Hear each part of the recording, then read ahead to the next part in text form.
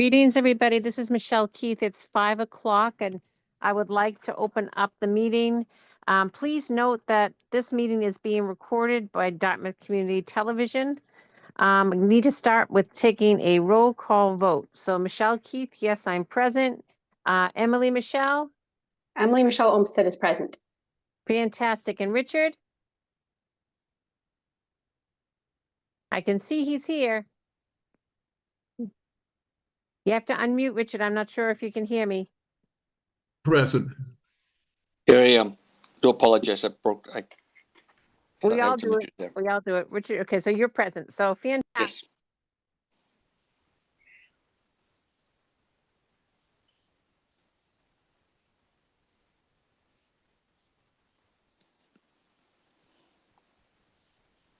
Oh, Michelle, did you mute? You appear to be muted on my end.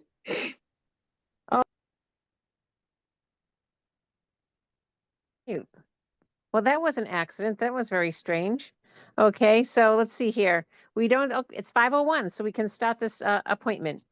Let me just read into the record what it's about. 5:01, Jamie Bissonette, PE Zenith Consulting Engineering LLC, Plat 42, Lot 90 at 415 Chase Road.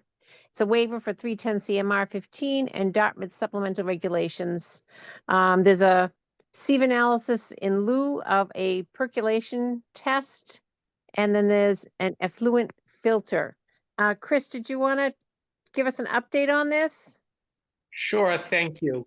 I just went through the attendance bar, and I do not see anyone appearing to represent this project. We did provide them with the information for the login. So with that, Madam Chair, do you want me to proceed? Yes, I think it's good for the record to at least, have the facts for this case recorded, and then we can take Okay. action. I don't know if property owners are here to represent, so my sister Donna and I are co-trustees of the property on Chase Road. Okay, so Chair, would you like me to go first, or would you like Yeah, Chris, if you can just give us a summary of what's going on, and then we can invite the people here representing the property to discuss issues. Thank you. So this is a fairly standard request. They're asking for a waiver to utilize a sieve analysis in place of performing the standard percolation test. The State Environmental Code Title V allows for that in situations where we have an existing home and they want to upgrade the system and not wait for the dry season. So we have very shallow water tables throughout much of Dartmouth, and it's not uncommon for us during the wet season when we go out to a property to try to get a new system in the ground because the existing system has failed, and to dig just a shallow depth, 3-4 feet, and encounter water. That water does prevent the performing of the standard percolation test. So the state code does allow for a sieve analysis as an alternate means of determining the soil permeability. And that is what they've done here. So I do not have any concerns with the waiver request. This has been a long-standing process in the code going back many years, and we have not seen any problems with premature failure of systems that have to rely on this alternate methodology. It, however, does come with one provision, and that is a standard condition of approval, and that is that the existing number of bedrooms that are on that property now, it's a 4-bedroom house, that approval of this plan would prevent any increase in the number of bedrooms above what is existing now, which is 4 bedrooms. So that would come with a grant of restrictive covenant if the board considers approval. Nothing else. Thank you. Thank you very much, Chris. Emily Michelle, do you have any questions of Chris before we move on to the people here representing the property? I think just 1 or 2 should be very quick. I did not see the DEP transmittal number for the quick 4 chambers, and that is an alternative drain field, right?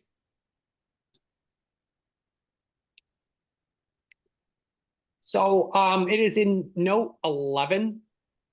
Oh, it is. Okay, No, I no, just no, must have no, missed it. no, excuse me, 14, note 14. 14. Excellent. Thank you very much. That was the question that I had. And Richard, do you have any questions of Chris before we move on? No, I I do don't. not have, I do not have any questions. Okay, sorry about that. Hi, sir. Would you identify yourself for the record?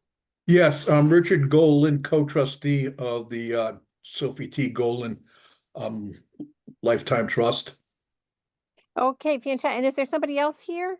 My Along with sister Donna. Hi, I'm Donna Parker. Thank you, Donna. Thank you so much. Do you have both of you, do you have any questions? Or concerns or issues that you'd like to address? No, I'm just here to observe and hopefully see the approval go through. Okay. Okay, so could I get a motion to approve this? Sure. So, Okay. finding that it's an existing home, that it's an upgrade, and that they don't want to wait until the dry season, and that we have shallow water tables in Dartmouth, and that a sieve analysis has been appropriate without a premature failure that we've seen.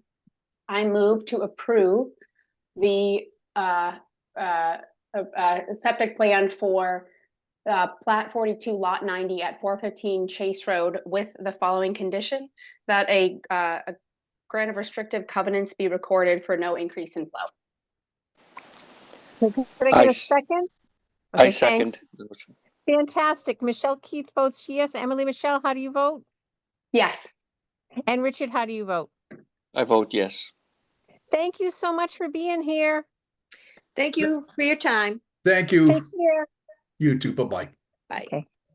So we have the next appointment was supposed to start at 5:03. I apologize for being late. Let's see here. It's a public hearing with Susan Gouveia. Is that how you say it? Gouveia? Susan, are you here? We may have to unmute her. I just sent the message to ask to unmute, but she's on phone, so, Oh, yeah. I don't know if she's dialing in or if she's on an iPhone, if it's just showing up as iPhone 3. okay. So it's a public hearing with Susan Gouveia, Plat 64, Lot 10 at 1346 Old Fall River Road, Dartmouth, Mass. For domestic animal permit request for the following, which was 2 large hoofed animals and a rooster. Susan, can you hear us? Can you talk with us? Unfortunately, I'm looking at least how we have her dialed in, and it's not coming off of mute. Huh. Ask to unmute. I just asked to unmute it. I don't know. No, it can't. Because when you're on a phone and you're muted, you have to hit. Yeah, but we did before. Oh, Oh, wait a second. It looks like. she's- Hi, Susan. Hi, I'm new at this. I'm sorry. That's okay. We're making it work. We're all working it through. So let's see here. We've got Okay. Chris. Chris, could you update us on the status of this particular case, and then we'll ask for Susan's input. Sure. So the request is for 2 large animals, cows of some breed, or, livestock, and 1 rooster. The animal control agents of the board have been out to the site, and they have made recommendations. And those recommendations are that an electric wire would be installed to, help retain the animals within the enclosure. Cows, if they, livestock, people don't realize how agile they can be. And especially when they're younger and smaller, they can clear a 5-foot fence. It's hard for a lot of people to believe, but when they're about, 300 pounds or so, they're extremely agile. And the last thing we want to lose cows on the road. Additionally, we have regulations that pertain to the feed types of animals, particularly sensitive feeds. And what are sensitive feeds? These are highly putrescible feeds, feeds that rot, feeds that are full of liquid. If you're feeding hay, silage, grain, that's fine. But when you start feeding fruit and fruit peelings and vegetables, that presents a twofold issue. And I would urge caution to the board with sensitive feeds and urge consideration of the conditions with respects to sensitive feeds, because the two things that we need to manage with and why we manage sensitive feeds is, the first is that the feed itself is very subject to spoilage, which causes a obnoxious odor in and of itself, one. Two, causes a leachate discharge. But more importantly, it changes the consistency of the manure.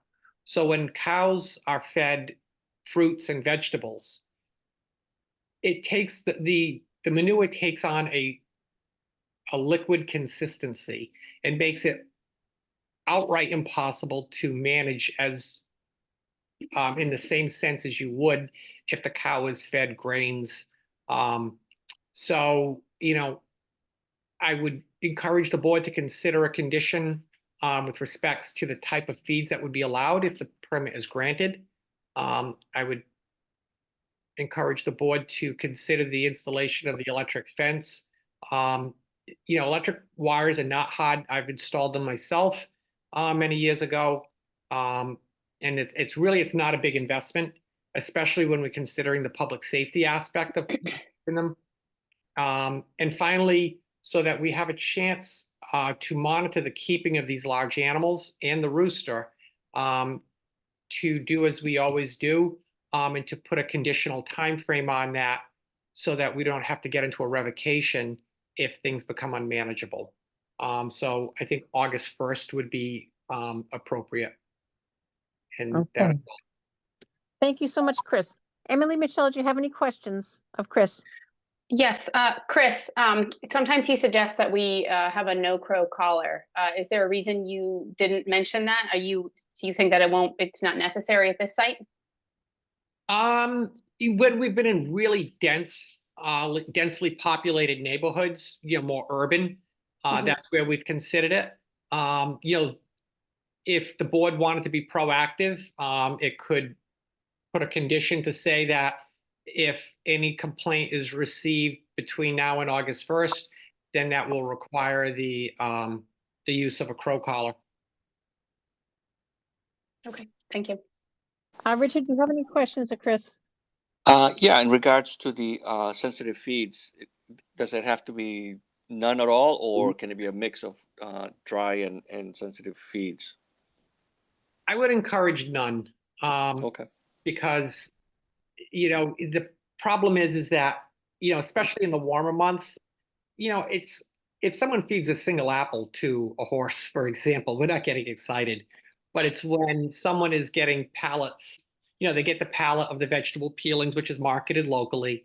You drop it on your property. It becomes a very cheap food source for livestock, and that's when the problems begin. Okay. So. Okay. Thank you. Fantastic. Susan, did you want to say anything? I'm dumbfounded. That was too much information. I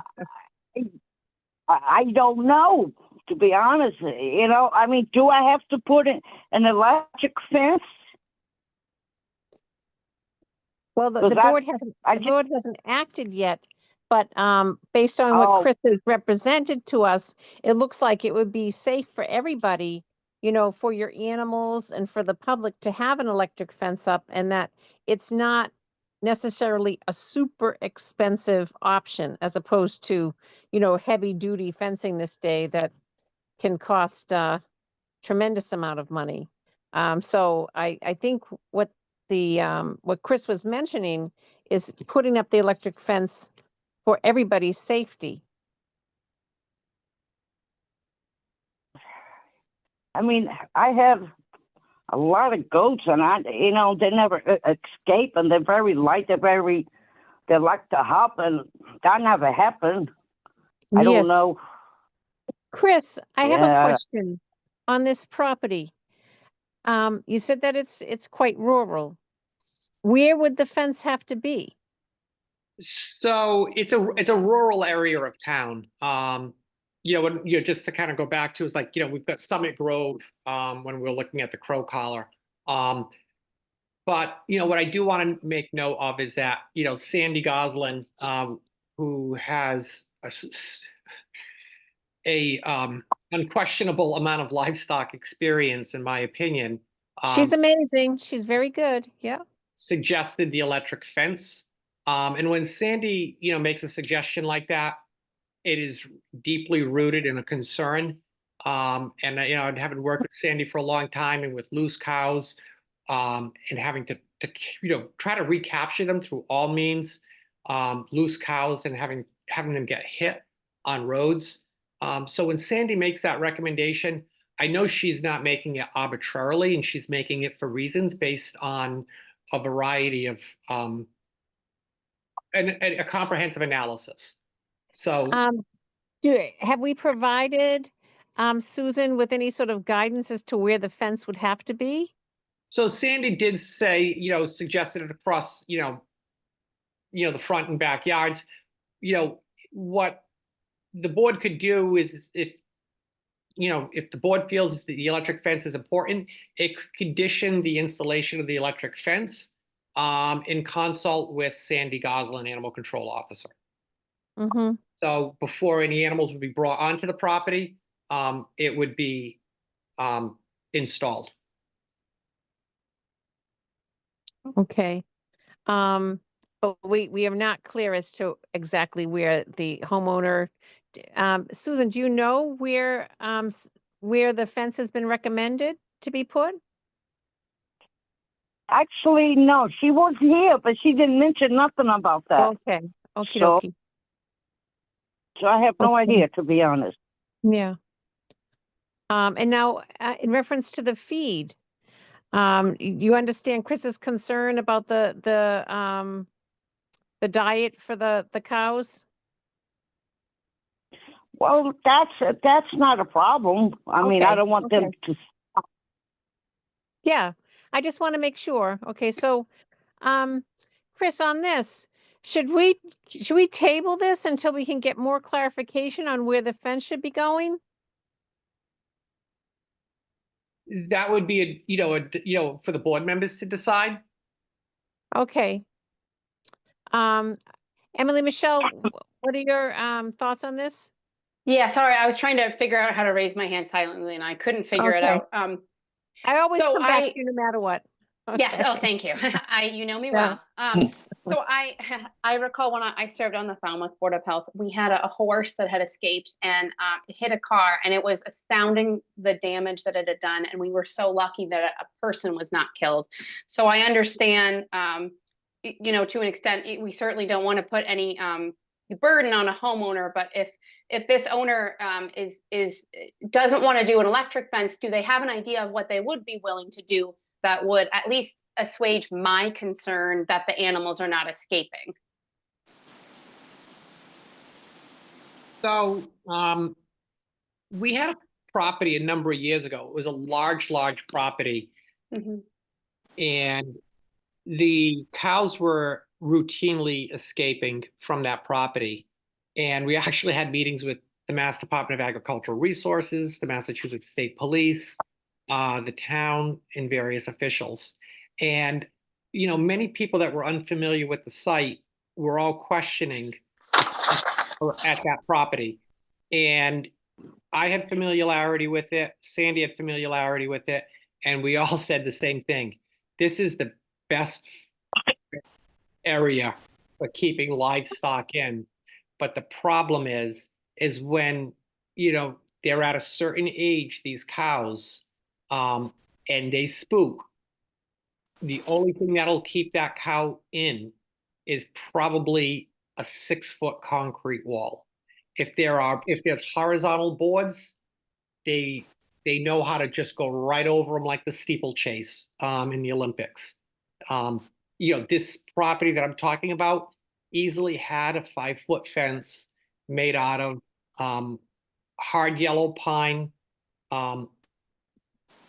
that was nailed with 12-inch spikes. There was nothing, these animals weren't slipping through.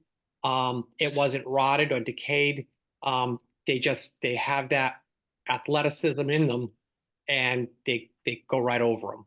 So, you know, the electric wire is really what works well, because once they get the taste of the electric, the fear of the electric, they know how to, they stay away. And then actually, in some cases, the fences will have a short because of weeds, but they got zapped and they remember, and they'll never go to that fence. Got it. Okay. So it's Richard, really the most effective. Thank you. Richard, do you have any questions? Just about roughly how much space would a cow need in order for her to figure out what area to fence in? Because it is a sizable lot.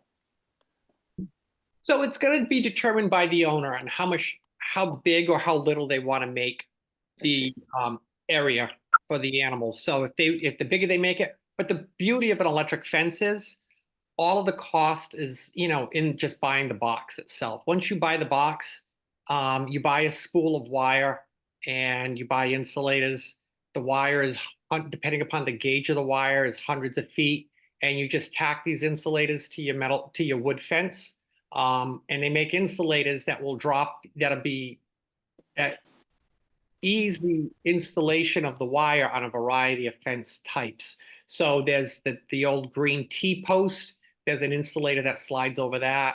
If you're using rebar, you can drive in rebar, and there's one for that. And if you've got a wood fence, there's one that's just got a single preloaded nail, 3 strikes to the hammer, it's there. You weave the wire in, and it's done. So Okay. it really is a small investment in time, and I really believe a small investment in money when we're looking at the public safety aspect of it. Okay, thank you for that. Susan, do you have any questions? Well, yeah, I mean, well, I was gonna put this. It's out back where I have my animals, and it's a pretty open site. But it's fenced all the way around, which I guess it doesn't matter. I still need to put electric wire, and I'm gonna look into that, see how much it's gonna cost me, how much is it. Have somebody that knows what to do. I didn't know I had to do that. Oh, if you're telling me that I have to put it, I would have to, I don't know, call back or have somebody come. I don't know. I gotta. Okay. Actually, how much is it gonna cost me? Okay. I think, Chris, could Sandy go back out and talk with Susan about the options, about, like what's the minimal area that would have to have the electric fence installed, so that Susan could get her estimates and figure out if this is something that will work for her? Yeah, and just, one thing I would just like to add to that, I'm looking right now online. You can buy an electric fence control panel for under $200. Oh, that's fantastic. You can buy 1,320 feet of 17 gauge wire for $29. And Okay. like I said, the plastic insulators, super cheap. I know that she has a wood fence, so you can buy a 25 pack of insulators that are designed for nailing to wood for $9.40. So for probably under $350, let's just call it $400, you can have the place fully electrified. Susan, I thought you were trying to say something. Were you trying to say something? Yes, I was trying to say that I have a chain fence. It's not wood.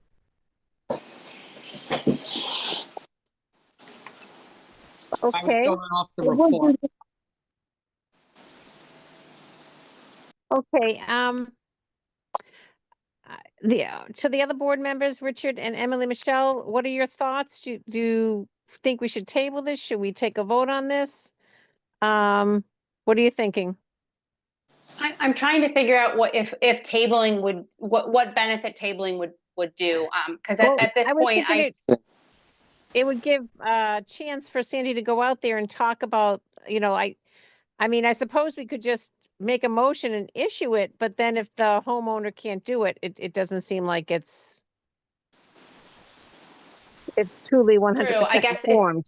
I think I'd like the homeowner to be able to really ask questions and be able to say, look, I spoke with Sandy. This is what I think will work. This won't work. Jim saying, and be able to have some input, to the possibilities. Fair enough. Richard? Yeah, I was leaning toward voting today, but I think, yeah, I think a little more time for her to explore it and figure it out and come back with some sort of solution for it and answers. And then also have a chance to talk to the board about it, like, so Susan, if Sandy goes out and speaks with you, okay, and you guys work out where you think the best area would be for the cows to be contained, and Yeah. then come back to the board and be able, go ahead, hon. Yes, that would be awesome. Okay. Okay. We do have to make a motion. I guess I'll make a finding that there's some uncertainty as to what areas of Susan's yard would have to be fenced with an electric fence. I'm going to make a motion to table this until Sandy can get out there and speak with Susan. And then we'll put it back on the agenda and Susan can ask any questions of the board that she may wish to ask. Okay, as a member of the public, and hopefully, everything will go smoothly and they'll figure out a reasonable area to be able to install an electric fence. So I'm going to make that motion. Could I have a second? I'll second. Fantastic. Michelle Keith votes yes. Emily Michelle, how do you vote? Yes. And then Richard, how do you vote? I vote yes. Yes, and Susan, I hope everything works out. I think you'll definitely be able to figure out something. Sandy is just an incredibly wonderful, amazing, well-informed animal control officer for the town, and the department. Yeah, the Department of Public Health is a good department, so I'm sure we'll be able to work something out. But I do want you to have the chance to ask questions after you have more information. Great. All right, Awesome. then I'll wait for to give me a call. Fantastic. somebody. You take care. All right, thank you. Thank you. Okay, let's see here. So we are going on to the new business part 2. We have part A, Gregory Nichols, PE, PLS, South Coast Engineering, Plat 33, Lot 18-1, 132 Woodcock Road. It's a waiver for 31015. Dartmouth Supplemental Regulations, a reduction in setback to BVW from 100 to 73 feet. Chris, do you want to give us an update on this? Sure, thank you. Thank you. So this is a repair for a property that has had a really badly failed septic system. And, they were pumping it, and as fast as they would pump it because of the use, they really couldn't, implement dire water control measures and to try to reduce the pumping costs. So, we looked at the situation going on, conservation did. It did require a filing with the Conservation Commission because the bordering vegetated wetland that they're seeking a waiver from is not a state wetland. So what we're looking at is, because of the town of Dartmouth's wetland protection bylaw, we capture areas that are not considered wetlands by the state. So the 73-foot setback from the septic system proposed at 132 Woodcock Road is a local wetland. There's been no changes to the site from when I was out there back in the late 90s and a system was installed out there. These wetlands can be discrete. If you're out there when the leaves are on, they can be easily missed. And that could have very well been the case. So in the long and the short, seeing the emergency nature of it, the Conservation Commission, was tolerant to allow it to proceed because there's really no alternative. They moved the system as far away as they possibly could, so there's no place else to go. And the board does need to approve the waiver, but we did allow them to get moving at risk with the installation of at least the excavation of the sand bed and the installation. Because we really don't know what other alternatives there are, and it was pretty dire. So this does require approval by the board, and hopefully, trying to work with the people to get this in as soon as possible, is accepted by the board. Thank you. Thank you, Chris. Emily, Michelle, do you have any questions? Chris, no concern about the wells on the site? No, we have full separation from the soil absorption system to the wells, both on-site and off-site. And our wells are bedrock wells. So the good thing is when we're looking at bedrock wells, we're drilling down through the overburden, which is the soil, the dirt that sits on top of bedrock. Once you get into the bedrock, you then continue to drill a number of feet down, usually 200, 300, 400 feet down, where you eventually encounter fissures in the bedrock. And where that water comes from those fissures is a wild guess. And that it takes many, many, many years to get there. So given our bedrock wells, there's less of a concern than if we were dealing with shallow surface wells, like hand-dug wells that retrieve our drinking water from the shallow soil. So that's not the case, so no concern. Any more questions, Emily, Michelle? No, thank you. Okay, Richard, do you have any questions? I don't have any questions at this time. Thank you. Okay. Could we have a motion to approve this? Yeah. So finding that our local regulations are stricter than the state, that no changes have been observed at the site since the 90s when it was installed and the wetland was not discovered then, that there's no alternative, it's as far as possible, and that there's no concern for the wells.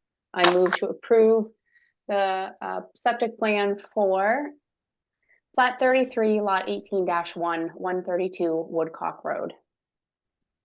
Fantastic. Could I get a second? I second. Thank you so much. Thank you. Michelle Keith votes yes. Emily, Michelle, how do you vote? Yes. And Richard, how do you vote? I vote yes. That's great. Fantastic. Okay, so we move on to the next item. We have to get a motion to approve the minutes from March 5th of 2025. I move to approve the minutes of the Dartmouth Board of Health for March 5th, 2025. And I second the motion. Fantastic. Michelle Keith votes yes. Emily, Michelle, how do you vote? Yes. And Richard, how do you vote? I vote yes. That's dynamite. Great. Okay, so C, we're going to board signatures are going to be required. Order of betterment assessment for property identified on Plat 158, Lot 55 at 97 Old Westport Road. I'm assuming, Chris, you need us to come on into the office and sign these? So I can give an update on that. Okay. So this is a closing action by the board for the installation of a sewer service to an existing property in Dartmouth that connected to the municipal sewer in the street and abandoned their septic system. What is the betterment? The betterment is it's a program that the state of Massachusetts has whereby, residents with failed septic systems or people that have access to sewer in the street but haven't made that connection yet can seek funding from the town to make repair. There are some provisions with it. I am really dull, reducing the content down. There are some terms, but it becomes a nice means of accessing money to better the environment for all. Yeah, that sounds fantastic. The money is paid back through the the tax bill over a number of years set between the tax collector or I believe the assessor, excuse me, and the private property owner. So because the work has all been completed at this property, the board will need to record a final betterment assessment, which gets recorded in the registry of deeds against the property. So this, it sounds somewhat like a negative connotation, saying this is a formality, but it is a lien against the property. So this is an agenda item. It will require a vote and then your actual wet signatures in front of a notary at the town hall. So you'll all have to come in and sign the document so we can get that recorded. Okay. So, Emily, Michelle, do you have any questions? Just how to phrase it, we're voting to close the betterment assessment? What's the verb? You're just gonna vote for the approval of the final betterment assessment for the property. Okay. Including that 97. you. Thank you. Richard, do you have any questions? I do not. Okay. Could we get a motion? Yeah, Okay. finding that betterments are, help beneficial for the environment and a helpful tool for us to have. I move to approve the final betterment assessment for plat 158, lot 155, 97 Old Westport Road. I second the motion. Okay. Michelle Keith votes yes. Emily, Michelle, how do you vote? Yes. And Richard, how do you vote? I vote yes. Fantastic. That's great. We can move on to the next item. Item D, nitrogen loading and aggregation agreement for Golan Farms on Plat 37, Lot 20 on Fisher Road. Review of application for action. Chris, can we have an update? Thank you. Thank you. So what we have before us for this agenda item, I'm going to give a little bit of background. So Golan Farms, located at map 37, lot 20 on Fisher Road, somewhat near the intersection of White Oak Run, is a proposed subdivision. That proposed subdivision has approval from the Dartmouth Planning Board. That subdivision is going to take a larger piece of land and create 7 buildable lots. It will also create a large open space parcel. Now, the Dartmouth's zoning provides for every new lot to have a certain minimum area and frontage. In that area of town or location of town, it requires 80,000 square feet of land area. However, Dartmouth has a provision called the OS, Open Space Residential Development Approval. And what that does is it allows the developer to document that the parcel of land could fit, in this case here, 7 lots of conventional size, 80,000 square feet, that would meet all of the zoning specifications. They then apply for the OSRD approval to reduce the lot sizes. The benefit of that is to the town as well as the applicant. The applicant still gets the same yield, 7 lots in this case, but shortens up the build out, shorter roadway, less utilities. The benefit to the town is it's less impact on the environment. We preserve all that space, that open space, and prevent its development, which brings impacts on the environment. Because they've reduced the size of these lots with the OSRD process, and these lots are both served by private drinking water supply wells and will rely upon on-site septic systems for the disposal of wastewater, the state environmental regulations for Title V, which govern the installation, design, and all aspects of septic systems, designate those 7 lots as being nitrogen sensitive. They're designated as nitrogen sensitive because the disposal of sewage does bring pollutants into the environment like nitrogen. And because they're relying upon wells that are on site is the rationale of the state environmental code and designating them as nitrogen sensitive. So the requirements are that you can only have 1 bedroom per quarter acre of land, and a quarter acre is defined in the code as 10,000 square feet. These lots, 1 through 7, range in size from just over 20,000 square feet to a little over 40,000. So as you can see, that would limit the number of bedrooms that the lots would be able to support using conventional septic system design, from 2 bedrooms as much as 4. Most lots, I think 6 of the lots, all being under what the market rate for new lots are, which tends to be 4.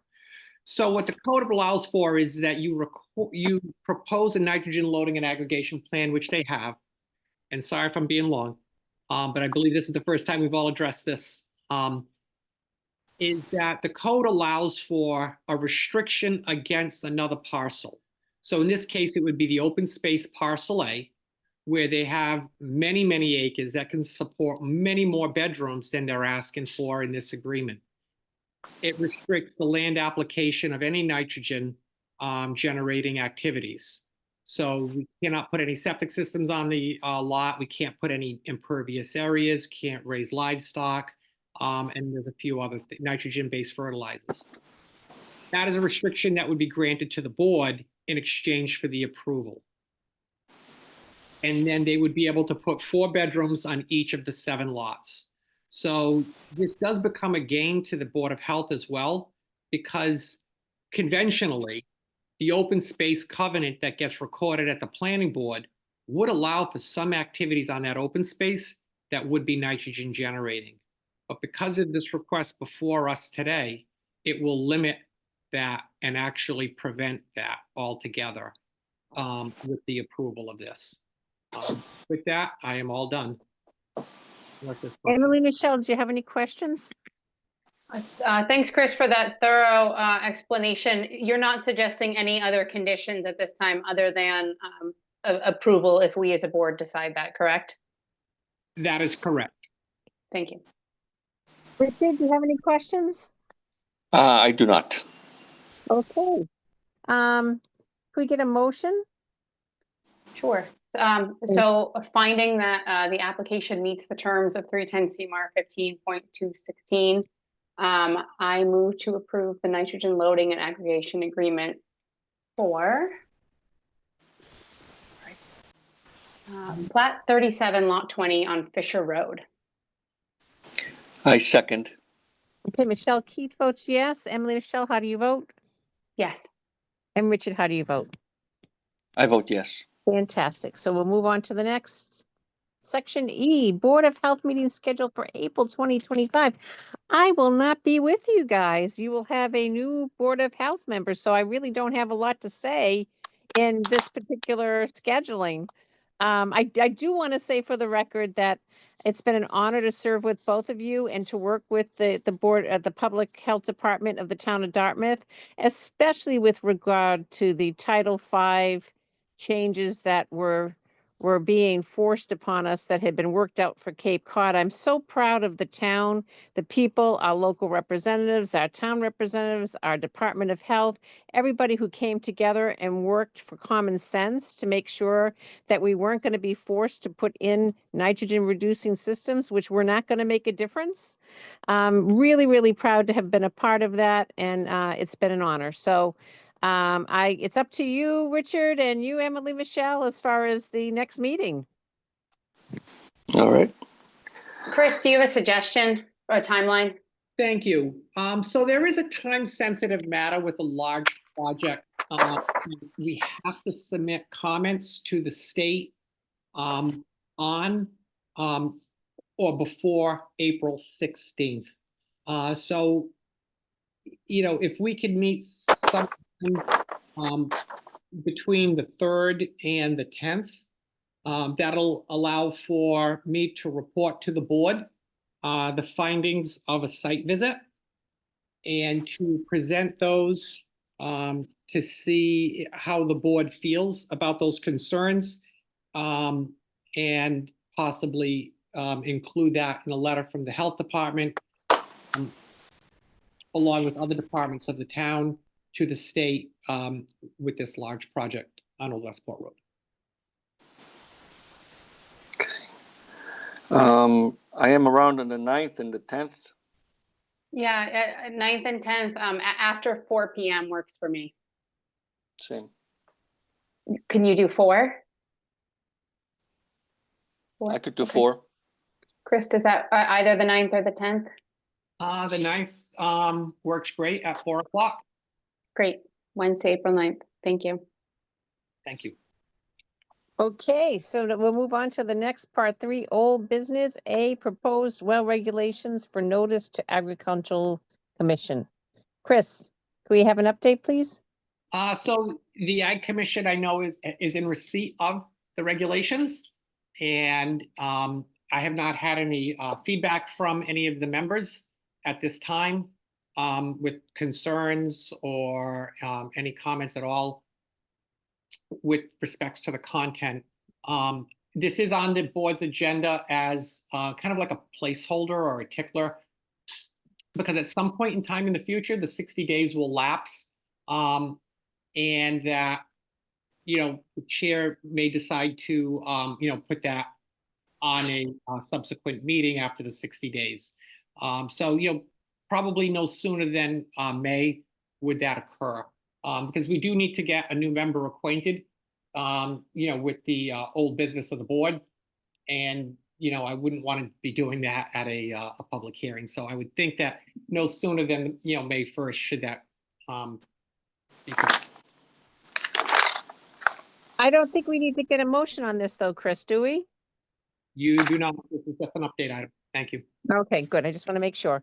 I think that makes perfect sense to wait until the new member can be acclimated to what the issues are, even read the regulations, be well informed. That makes sense. Emily, Michelle, and Richard, do you have any questions in reference to this A, proposed well regulations item? Not at I this do time. not. Okay, fantastic. So we'll move on to B, proposed town of Dartmouth garbage regulations. Chris, can we have an update? Sure, thank you. Thanks. So, we have draft regulations. We've talked about them at a couple of our meetings that would merely, you know, provide more resources within existing regulations to the town. It would do it through the licensing process of our regs on the garbage haulers that are required to have a license with us. But when any regulation is proposed within a licensing, an annual licensing scheme, it's often best to do that at the change in the year.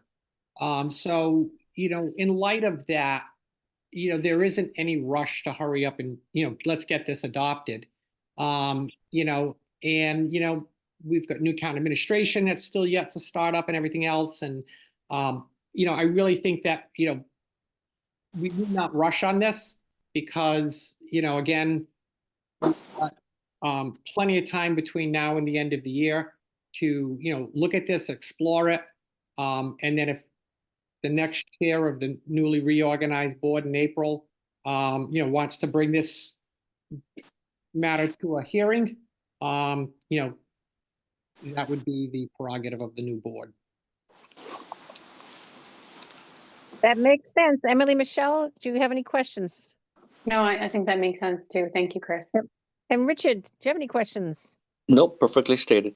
Thank you. Okay, fantastic. Now we're moving to the very last item for any item not known 48 hours in advance. Do we have anything like that? So the only thing I'll mention is I just kind of mentioned it briefly as to the justification for a meeting before the 16th. It might hit the newspapers. There is a 40B project proposed on Old Westport Road at the old Pine Hill Sand and Gravel property. It will be 4 large, at least at this point in time, it's going to be 4 large buildings, multi-unit buildings. So, you know, just so the board knows, and then, you know, we'll talk about that at the next meeting. Okay. So, I'm going to make a motion to adjourn. Could I the meeting. actually, I'm sorry, go ahead. Michelle Keith, I just want Go to ahead. also say, because it goes here, thank you for serving on the Board of Health as our chair. Oh, and, thank you. It's been an honor to work with you. We'll miss you. It's- but I'll miss you guys too, but I know you guys are capable and you're common sense and you're just very dedicated, and so that the Board of Health is in good hands. And I'm a human rights attorney, and I can tell you that first couple of months of this year have been extremely crazily busy. So in a way, it's probably best that I'm stepping up because it has been nonstop in the courts with human rights violations. So it's going to be an interesting 4 years. Thank you for your service. Thank you. Take care. Okay, so Well, I'm gonna we what's should- the time is Yes, it right now? We gotta get a motion to adjourn. Oh, I'm sorry. And Michelle, okay, thank Yeah. you so much again, and thank you for showing me the way and being easy on me in my rookie year. Oh, you're wonderful. You're great. You got it down. And I'm so glad that you guys care. That means everything right there. You truly are both very caring people, as is the whole Department of Public Health. They're just absolutely stellar. Chris, Donna, the whole team, Ariel, everybody. Sandy, just outstanding. So it is 5:50. So I will make a motion to adjourn at 5:50. Can I have a second, please? I will I'll second. Fantastic. Okay. So Michelle Keith votes yes. Emily, Michelle, how do you vote? Yes. And Richard, how do you vote? I vote yes. Okay, everybody be safe and stay well. Thank you. Thank you. Thank Take you. care. Okay, bye-bye. Cheers.